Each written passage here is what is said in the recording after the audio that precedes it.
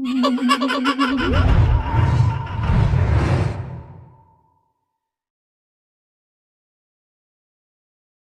was supposed to be a fun night out, a chance to do something different and exciting.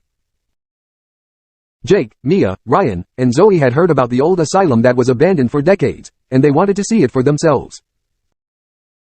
They had brought flashlights, cameras, and snacks, hoping to capture some spooky footage and have a good time. They parked their car near the gate and climbed over the fence, ignoring the signs that warned them to keep out. The asylum loomed in front of them, a large brick building with broken windows and graffiti. They walked towards the main entrance, feeling a mix of curiosity and nervousness. "Are you sure this is a good idea?" Zoe asked, clutching Ryan's arm.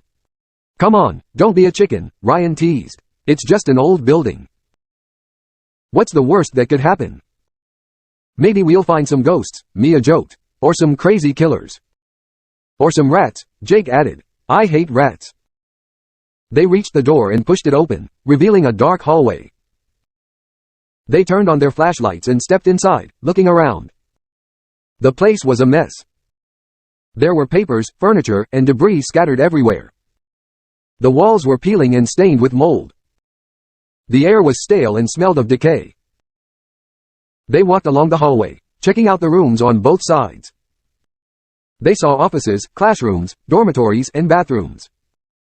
Some of them had beds, desks, chairs, and cabinets.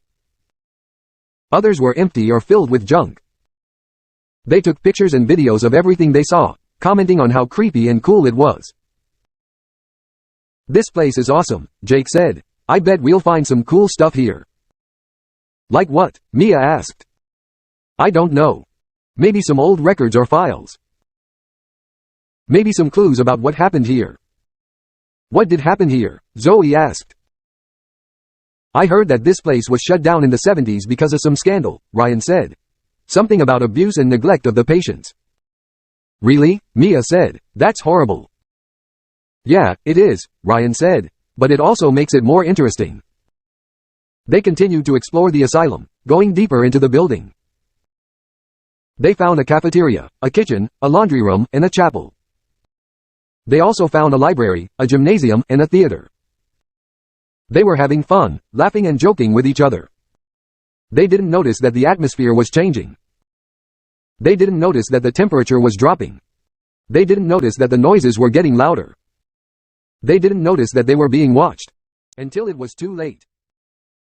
They reached the end of the hallway and saw a sign that said, "Ward C." They opened the door and entered a large room with rows of metal beds. "This must be where they kept the most dangerous patients," Jake said. "Or the most unlucky ones," Mia said. They looked around the room, shining their flashlights on the beds.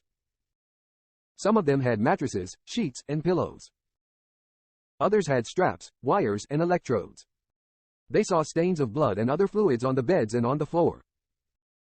They saw scratches and marks on the walls and on the ceiling. They saw bones and skulls in the corners and under the beds. They felt a sudden chill in the air. They heard a loud bang behind them. They turned around and saw that the door was slammed shut. They ran towards it and tried to open it, but it was locked. They banged on it and shouted for help, but no one answered. They realized that they were trapped. They panicked. They screamed. And then they heard it. A low growl from the shadows. A pair of glowing eyes in the dark. A twisted smile full of sharp teeth. A voice that said,